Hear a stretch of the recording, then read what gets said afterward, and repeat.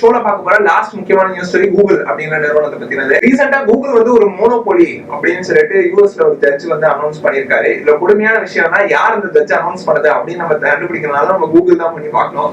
சரி, நானும் வந்து கூகுள்ல பண்ணி பார்த்தேன் யார் அந்த ஜட்ஜ் ரூல் பண்ணாங்கன்னா அது வந்து இந்த போட்டோ காட்டுது. கூகுளுக்கு எவ்வளவு திமிர் இருக்கு பாருங்க. கூகுள் வந்து இப்ப சுக்குநூறா உடைய போறது அப்படின்னு சொல்லிட்டு ஏகப்பட்ட பத்திரிகையாளர்கள் ஊடகத்துறை எல்லாம் சொல்றாங்க. உண்மையிலேயே இப்ப உடைய போதா? இப்ப நமக்கு எல்லாம் எந்த மாதிரி பாதிப்பு வந்து வரப்போகுது, எதனால முதல்ல இது வந்து சுக்குநூறா உடைய போகுது அப்படின்னு வந்து சொல்றாங்க. இது வந்து எப்ப நடக்க போகுது, அது மட்டும் இல்லாம இதுக்கு அப்புறம் நடந்துச்சுன்னா என்னென்னலாம் மாறப்போகுது அப்படின்றத பத்தி தான் இந்த ஷோல பார்க்கணும். சோ கூகுள் ரொம்ப ஒரு வித்தியாசமான ஒரு நிறுவனம் அப்படின்னே சொல்லலாம். இப்போ வரைக்குமே நீங்க கூகுள்ல போயிட்டு டூ அ பேரல் ரோல் அப்படின்னு சொல்லி டைப் பண்ணீங்கன்னா கூகுளே அப்படியே பேரல் ரோல் பண்ணி உங்களுக்கு காட்டுமா? என்ன ஒரு சின்ன புள்ளத்தனமான ஒரு விஷயமா இருக்கு. யாராவது டூ அ பேரல் ரோல்னு சொன்னா உண்மையிலேயே பேரல் ரோல் பண்ணுவாங்க. ஆகஸ்ட் 13 யூஎஸ் ஜஸ்டிஸ் டிபார்ட்மெண்ட் வந்து கூகுள் மேல ஒரு கேஸ் போட்டுருக்காங்க. அதுல என்ன சொல்லியிருந்தாங்கன்னா கூகுள் வந்து தன்னை மோனோபோலியா தக்க வச்சுக்கிறதுனால சட்டத்துக்கு விரோதமான ஏகப்பட்ட பல விஷயங்கள்லாம் பண்ணி தான் தன்னை வந்து மோனோபோலியா வச்சிருக்காங்க அப்படின்றது வந்து சாட்சிகளோட நிரூபிச்சிருக்காங்க.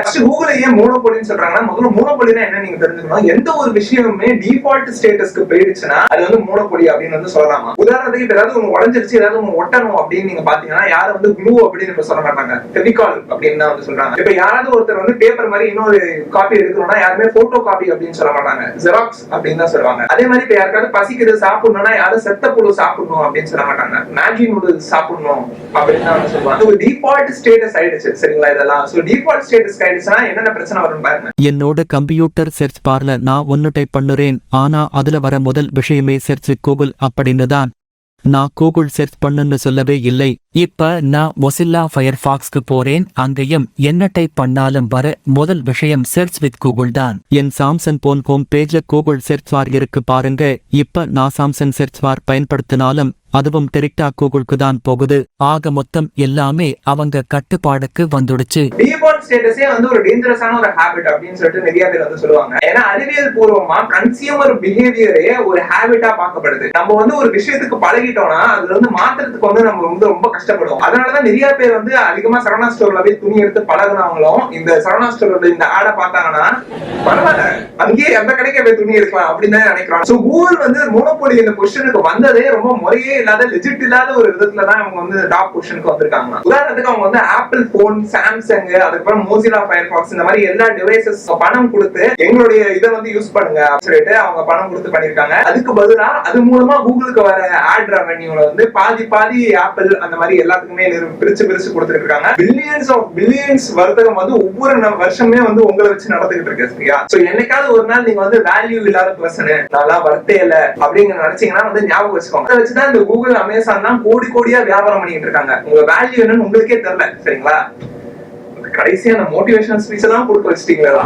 இந்த கூகுளோட இந்த டீலிங்க்கு வந்து யாருமே ஒத்துக்கலன்னா அவங்க என்ன நிலைமை வரும் பாருங்க. இப்ப உங்க போன்ல உங்களால கூகுள் அன்இன்ஸ்டால் பண்ண முடியாது. ஏன்னா அந்த ஆப்ஷனே உங்க போன்ல வராது. இப்ப போன் கம்பெனி கூகுள் கொடுக்குற டீலுக்கு ஒத்துக்கலனா நீங்க காலி, அவ்வளவுதான். உங்க போன்ல கூகுள் பிளே ஸ்டோர் கூட உங்களால யூஸ் பண்ண முடியாது. 2015 மைக்ரோசாஃப்ட் வந்து ஆப்பிள் கிட்ட வந்து ஒரு டீலிங் போட்டாங்க. என்ன போட்டாங்கன்னா நாங்க பிங் வச்சிருக்கோம், எங்களுடைய ப்ராடக்ட் வந்து உங்க போன்ல வந்து டிஃபால்ட்டா வச்சுக்கோங்க, 90% ஆட் ரெவென்யூ வந்து உங்களுக்கே கொடுத்துறோம் அப்படின்னு சொன்னாங்க. ஆனா ஆப்பிள் வந்து நோ அப்படின்னு சொல்லிட்டாங்க. சோ மைக்ரோசாஃப்ட் வந்து உடனே சொல்ல மாட்டாங்க, அவங்க உடனே டிசைட் பண்ணி இன்னொரு டீலிங் வந்து போட்டாங்க. எங்களுடைய பிங்க வந்து நீங்க உங்க போன்ல டிஃபால்ட்டா வச்சுக்கோங்க, 100% ரெவென்யூ வந்து நீங்களே எடுத்துக்கோங்க அப்படின்னு வந்து சொன்னாங்கன்னா அதுக்கு வந்து ஆப்பிள் வந்து நோ அப்படின்னு சொல்லிட்டாங்க. மைக்ரோசாஃப்ட் திரும்பி வந்து ரொம்ப சோகமாயிட்டாங்க. அவங்க வந்து என்ன சொன்னாங்க, இன்னொரு டீல் போட்டாங்க, எங்களுக்கு பணமே வேணாம், பிங்க வந்து நீங்களே வச்சுக்கோங்க அப்படின்னு சொல்றாங்க. அதுக்கும் ஆப்பிள் வந்து நோ அப்படின்னு சொன்னாங்க. எனக்கு தெரிஞ்சு பில் கேட்ஸ் வந்து இந்த அசுரன் படத்துல தனுஷ் மாதிரி அந்த கம்பெனிக்காரங்க எல்லா காலையுமே விடாம இருந்தாரு. அது ஒண்ணு மட்டும் தான் ஒரு பண்ணல. கூகுளே எவ்வளவு டாப்ல இருக்கலாம், கூகுள் வந்து உங்களை பத்தி எவ்வளவு தெரிஞ்சு வச்சிருக்கு அப்படின்னு சொல்லிட்டு பலருக்கு இங்க தெரியாம இருக்கலாம். ஒவ்வொரு நிமிஷமுமே கூகுள் வந்து உங்களை பத்தி லேர்ன் பண்ணிக்கிட்டே இருக்கான். நீங்க என்னென்ன லிங்க்ஸ் எல்லாம் கிளிக் பண்றீங்க, எவ்வளவு நேரம் ஒரு வெப்சைட்ல இருக்கீங்க, உங்களுடைய ஸ்க்ரோலிங் பேட்டர்ன் முதற்கொண்டு எல்லாமே கூகுள் வந்து உங்களை நோட் பண்ணி வச்சிருக்காங்க. நீங்க ஒரு வேலை நினைக்கலாம் இன்காக்னிட்டோ மோட்டுக்கு போனா கூகுள் வந்து நம்ம நோட் பண்ணாது அப்படின்னு நீங்க நினைச்சீங்கன்னா கவலையே படாதீங்க, எல்லாத்துக்குமே டேட்டா வச்சிருக்காங்க. கடந்த 18 மாசமா நீங்க என்ன கூகுளோட சர்ச் ஹிஸ்டரியில என்னென்னலாம் இருக்கோ அது எல்லா டேட்டாவுமே அதுகிட்ட இருக்கு. சோ கூகுள் மட்டும் நம்மள ஜட்ஜ் பண்ண ஆரம்பிச்சாங்கன்னு வச்சுக்கோங்க, ரோட்ல ஒரு ஆம்பளை நடமாட முடியாது. தெரியாம இது நீங்க நோட் பண்ண வேண்டிய விஷயம் என்னன்னா, இந்த கூகுள உடைக்க போறோம் அப்படின்னு இந்த நியூஸ்லாம் வந்தது வந்து இது முதல் வெற்றி கிடையாது. 3 வருஷத்துக்கு முன்னாடியே வந்து இந்த நியூஸ் வந்துச்சு. அப்ப கூகுள் வந்து என்ன அறிக்கை வெளியிட்டு இருந்தாங்கன்னா, இந்த ஹியரிங்கே வந்து ரொம்ப பயாஸ்டா இருந்துச்சு. நாங்க வந்து ரொம்ப டாப், நாங்க தான் இருக்கிறது பெஸ்ட், அதனால நாங்க நம்பர் 1 பொசிஷன்ல இருக்கோம் அப்படின்னு சொல்லிட்டு மட்டும் இது வந்து ஒரு வாட்டி சொன்னா பரவாயில்லைங்க, ஒவ்வொரு வாட்டியும் இதேதான் அவங்க சொல்லிக்கிட்டே இருக்காங்க. அது மட்டும் இல்லாம ஒரு ஆய்வின்படி எப்போ ஒரு கம்பெனி வந்து தங்களை பெஸ்ட் பெஸ்ட் பெஸ்ட் பெஸ்ட்னு சொன்னாலும் அதுக்கு பின்னாடி மிகப்பெரிய ஒரு சதி இருக்கு அப்படின்னு தான் நம்ம இது வரைக்கும் கண்டுபிடிச்சிருக்கோம். ஃபேக்டா சொல்லிக்கிறேன் சரிங்களா, கூகுள் தான் இருக்கிறதுலே சிறந்த சர்ச் இன்ஜின் அப்படின்றது வந்து ஒரு ஃபேக்ட் கிடையாது. ஏன்னா அவங்க சட்டத்துக்கு விரோதமா எல்லா டிவைசஸ்லயுமே வந்து டிஃபால்ட்டா வந்து இருக்கணும்னு சொல்லிட்டு பணம் கொடுத்து வாங்கியிருக்காங்க. சோ ஒரு ஃபேரான ஒரு காம்படிஷனே இல்ல கூகுளுக்கு எதிர்த்து. இது எப்படின்னா, நான் வந்து உலக ஆண்கள் அழகு போட்டி அப்படின்ற ஒண்ணு நடத்திட்டு என்ன தவிர மிச்ச எல்லாருமே கழுதையை நிக்க வச்சேன்னா யார் ஜெயிப்பாங்கன்னு உங்களுக்கே தெரியுங்க. நீங்களே சொல்லலாம், நிச்சயமா ஜெயிக்க போறது கழுதை நம்பர் 21 தான். எவ்வளவு அழகா இருக்கு பாருங்க. இதுல ஹைலைட் என்னன்னா, கூகுளே 2020 வந்து ஒரு ஆய்வு நடத்துறாங்க. அவங்க ஒரு குறிப்பிட்ட மனிதர்களுக்கு மட்டும் அவங்களுடைய குவாலிட்டி வந்து அவங்க கூகுள் சர்ச் பண்ணாங்கன்னா அந்த குவாலிட்டி வந்து ஸ்டாண்டர்ட்ஸ் குறைச்சிக்கிட்டே வந்தாங்கன்னா ஒரு கட்டத்துக்கு மேல அவங்க எவ்வளவு குறைச்சாலும் வந்து இந்த யூஸ் பண்றவங்க வந்து இந்த ஆப் இல்லாம மத்த சர்ச் இன்ஜின் யூஸ் பண்ணவே இல்லையா. சோ குவாலிட்டி வந்து இங்க மேட்டரே இல்ல. எப்படி வந்து கல்யாணம் ஆன புதுசுல வந்து ஹஸ்பண்ட் வந்து வைஃப் சமையல் சாப்பிடுறாங்களோ 10 வருஷம் கழிச்சு வைஃப் சமையல் ஹஸ்பண்ட் சாப்பிட்டாலும் அவர் வந்து எந்த ரியாக்ஷனும் கொடுக்க போறது இல்ல. ஏன்னா அவருடைய மோட்டர் வந்து ரிப்பேர் ஆயிடுச்சு சரிங்களா, சர்வீஸ் பண்ண முடியாது, அப்புறம் ரிப்பேர் பண்ணணும், நிறைய செலவாகும். இதுல கொடுமையான விஷயம் இப்ப இவங்க பண்ணிருக்க வேண்டிய இந்த கோர்ட் ஹியரிங் வந்து 2010-11 பண்ணிருக்க வேண்டிய விஷயம். இது அமெரிக்கா அரசாங்கத்துடைய மெத்தன போக்கும் அறியாமையின் காரணமா தான் கூகுள் வந்து இப்ப இவ்வளவு பெரிய மோனோபோலியா இருக்குன்றது வந்து ஒரு தவிர்க்க முடியாத உண்மை. ஏன்னா இன்னைக்கு கூகுள் மாதிரி ஒரு கம்பெனி எடுத்து நடத்தணும் அப்படின்னு யார் நினைச்சாலுமே ஒரு வருஷத்துக்கு வந்து 20 பில்லியன் செலவாகுமா. அதனாலதான் பெரிய பெரிய நிறுவனங்களால ஆப்பிளே வந்து நாங்க புதுசா சர்ச் இன்ஜின் எதுவும் பண்ணல, கூகுளே யூஸ் பண்ணிக்கலாம் அப்படின்ற மைண்ட் செட்டுக்கு வந்துட்டாங்க. 1970களில் AT&T அப்படின்ற ஒரு நிறுவனம் வந்து போனு ஃபேக்ஸ் பண்றது வந்து மோனோபோலியா இருந்தாங்க. இப்ப வேற ஏதாவது புதுசா ஒரு கம்பெனி வராங்கனாலும் எக்யூப்மெண்ட்ஸ் கேட்ட போது இவங்க வந்து கொடுக்கவே மாட்டாங்க. ஏன்னா அவங்க காம்படிஷனா வந்துருவாங்க அப்படின்ற பயத்திலேயே அவங்களே எல்லா எக்யூப்மெண்ட்ஸும் வச்சிருந்தாங்க. இதை எடுத்து கேஸ் போட்டாங்க. இதுக்காக 10 வருஷம் போராடி கடைசியில 1982 வந்து AT&T வந்து அரசாங்கம் உடைச்சிருச்சு, மோனோபோலி தான் சொல்லிட்டு அதை சுக்குநூறா உடைச்சிட்டாங்க. சோ அப்ப அந்த நிறுவனத்தோட CEO வந்து என்ன சொல்லியிருந்தாங்கன்னா, நீங்க வந்து எங்களை ரொம்ப கஷ்டப்பட போறீங்க, நாங்க தான் எல்லாமே பர்ஃபெக்ட், நாங்க தான் நம்பர் 1, நாங்க இல்லாம இனிமே எவனுமே போனே பண்ண முடியாது, எல்லாம் லெட்டர் எழுதுங்களா, எல்லாம் புறாவை கட்டி அனுப்புங்களா, நாங்க தான் டாப், வேற என்ன நடக்க போகுது, நீங்க எல்லாம் கஷ்டம், நீங்க என் பின்னாடி தான் வர போறீங்க, இன்னும் கொஞ்சம் வருஷம் பாருங்க அப்படின்ற மாதிரி வார்ன் பண்ணிட்டு போனாரு. ஆனா ட்விஸ்ட் தான் அந்த சொன்ன மாதிரி ஒண்ணுமே நடக்கல. இன்ஃபேக்ட் AT&T வந்து அரசாங்கம் உடைச்சதுனாலதான் மோடம் மாதிரியான புது புது டிவைசஸ் வந்து எல்லாரும் வீட்டுக்கு வர ஆரம்பிச்சுதான். மோனோபோலி உடைச்சதுனாலதான் இன்னோவேஷனே கிரியேட் ஆகும். இப்ப இதேதான் ஒவ்வொரு வாட்டியும் கூகுளும் வந்து சொல்லிக்கிட்டு இருக்காங்க, நாங்க தான் இருக்கிறதுலே பெஸ்ட், எங்களை விட்டு அவங்களுக்கு யாருமே இருக்கணும், உலகமே ஆடி போயிடு எங்களை உடைச்சிட்டா அப்படி. அதெல்லாம் ஒண்ணும் இல்ல சரிங்களா. மிஞ்சி போனா 4 நாள் மேட்டர் போறோம், பார்க்காம இருக்க போறோம் சரிங்களா. 4 நாள்ல மேனேஜ் பண்ண மாட்டீங்களா? உங்களை பார்த்தா மேனேஜ் பண்ண மாட்டீங்கன்னு தான் நினைக்கிறேன். கூகுள் மோனோபோலியா இருக்கிற ஒரே காரணம் தாங்கன்னா அவங்க வைக்கிற ரூல்ஸ்க்கு தான் வந்து நம்ம ஆட வேண்டியதா இருக்கு. உதாரணத்துக்கு 3 மாசத்துக்கு முன்னாடி கூகுளுடைய in app store purchase commission வந்து அவங்க ஏதோ ஏத்திருக்காங்க. பட் ஆனா அவங்க ஏத்துறதுனால நிறைய இந்தியால இருக்கிற ஆப் ஓனர்ஸ் வந்து இவ்வளவு பணம் கொடுக்க முடியாது அப்படின்னு சொல்லிட்டு கொடுக்காம இருந்தாங்க. சோ கூகுள் வந்து என்ன பண்ணிட்டாங்க, எதுவுமே அனௌன்ஸ் பண்ணாம எல்லாத்தையுமே டக்குன்னு டீலிஸ்ட் பண்ணிட்டாங்க. இதுல பாரத் மேட்ரிமோனி மாதிரி கம்பெனி ஆப் நடத்துறவங்களுக்கு வந்து வெறும் 3 ஹவர் நோட்டீஸ் தான் கொடுத்தாங்க. 3 மணி நேரத்துக்கு முன்னாடி கம்பெனி எடுத்து போட போறோம் அப்படின்னு அவங்க நோட்டீஸ் கொடுத்துருக்காங்க. எனக்கு ஆச்சரியமா இருந்துச்சு. பொதுவா வந்து இந்த மாதிரி 3 ஹவர் நோட்டீஸ்லாம் கல்யாணம் பண்ண போற பொண்ணுங்களுக்கு தானே அவங்களுடைய பேரண்ட்ஸ் கொடுப்பாங்க.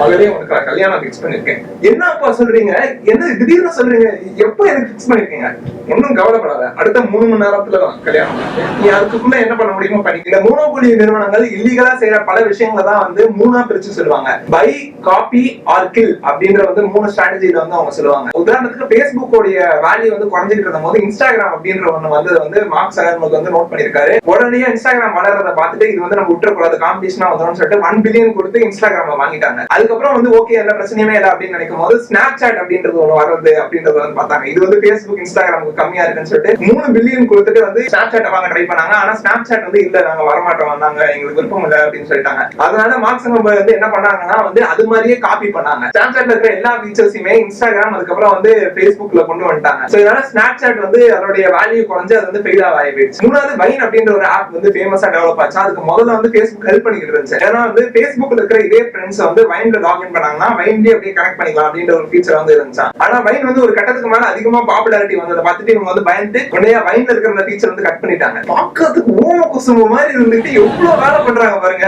இது வந்து நீங்க ஜஸ்ட் Facebook மட்டும் தான் இருக்கு அப்படின்னு நீங்க நினைச்சீங்கன்னா ஏகப்பட்ட மோனோபோலி வந்து இதே ஸ்ட்ராட்டஜி தான் பண்ணிட்டு இருக்கு. கூகுளும் இதே தான் பண்ணுது. இப்ப நீங்க கூகுள்ல யூஸ் பண்ற ஏகப்பட்ட ஏகப்பட்ட டிவைசஸ் வந்து கூகுளுக்கு சொந்தமான டிவைசஸே கிடையாது.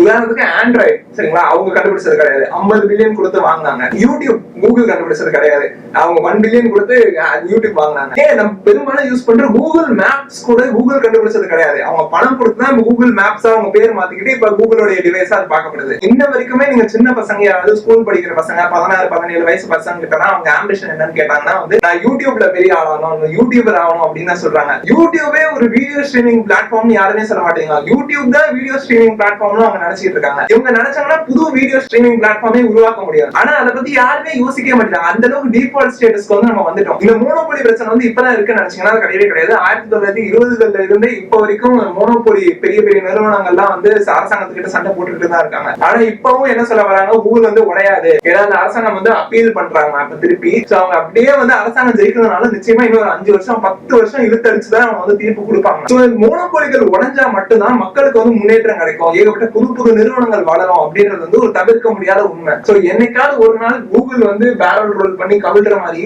கூகுளும் ஒரு நாள் கவுளும் அப்படின்னு நம்புறேன். என்னையா கவுக்குறீங்க ரொம்ப நன்றி. இதே மாதிரி இன்னொரு இன்ட்ரெஸ்டிங்கான டாபிக் அடுத்த வாரம் உங்களை வந்து சந்திக்கிறேன். அது வரைக்கும் நன்றி, வணக்கம்.